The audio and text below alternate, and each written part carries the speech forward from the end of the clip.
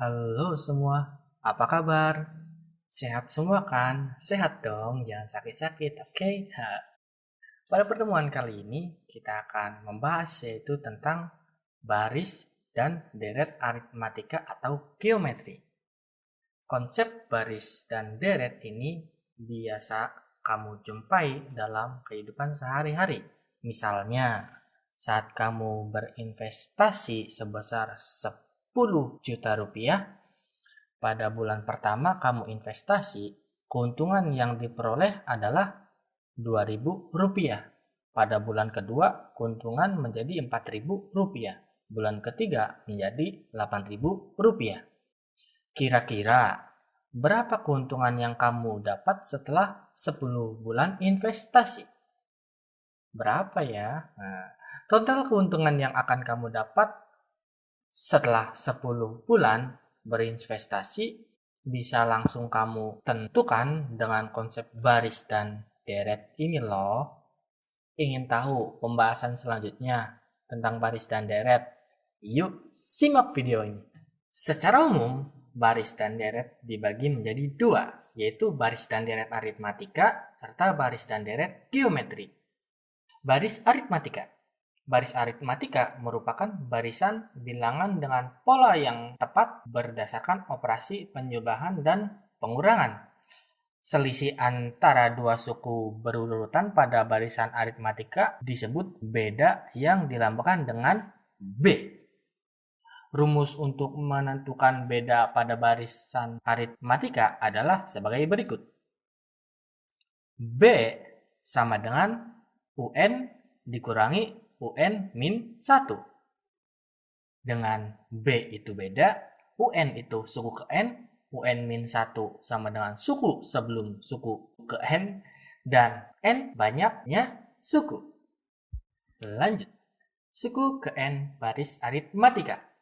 Saat kamu diminta untuk mencari suku ke N dari barisan aritmatika, cara termudah adalah dengan menelusuri satu persatu sampai mencapai suku ke N. Namun, cara ini tergolong tidak praktis dan membutuhkan banyak waktu. Jika yang diminta suku ke 10, mungkin kamu bisa. Bagaimana jika yang diminta suku ke 1000?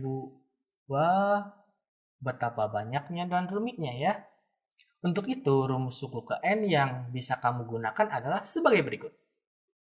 UN sama dengan A plus dalam kurung N min 1 dikali B, di mana A suku awal atau suku pertama, UN suku ke N, B beda atau selisih. Agar kamu paham, yuk kita simak soal berikut ini.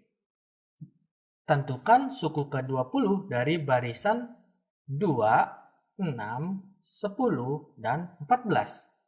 Diketahui A itu sama dengan 2, B itu sama dengan 6 dikurangi 2 sama dengan 4. Ditanya suku ke-20. Berarti suku ke-20 itu sama dengan A ditambah N min 1 dikali B itu sama dengan 2 ditambah dalam kurung 20 dikurangi 1 dikali 4 sama dengan 2 ditambah 19 dikali 4 itu sama dengan 78. Lanjut ke barisan geometri. Apa sih barisan geometri itu? Lalu apa bedanya dengan barisan aritmatika? Nah, barisan geometri merupakan barisan bilangan yang hasil bagi antara dua suku berurutannya selalu sama atau tetap. Perbandingan hasil bagi antara dua suku berurutan pada barisan geometri disebut dengan rasio yang dilambangkan dengan R. Rasio yaitu suku ke N per suku ke N min 1, di mana R sama dengan rasio UN sama dengan suku ke N, UN min 1 sama dengan suku sebelum suku ke N, N banyaknya suku. Rumus suku ke N barisan geometri. UN sama dengan A dikali R pangkat N min 1. Untuk mempermudah pemahamanmu, yuk kita langsung saja ke soalnya. Diketahui suku kedua dan keempat barisan geometri berurutan adalah 12 dan 27. Jika nilai R lebih dari 0, tentukan nilai dari suku ketiga. Diketahui suku kedua sama dengan 12, suku keempat sama dengan 27, dan rasionya itu lebih dari 0. Ditanya suku ketiga. Nyatakan suku kedua dan keempat dalam notasi matematis. Lakukan pembagian antar kedua suku seperti berikut. Setelah rasio diketahui, tentukan suku ketiganya. Nah, sehingga ditemukanlah nilai dari suku ketiga adalah 18. Oke, lanjut. Deret aritmatika.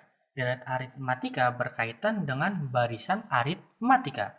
Deret aritmatika yang disimbolkan dengan Sn merupakan jumlah n suku pertama dari baris aritmatika.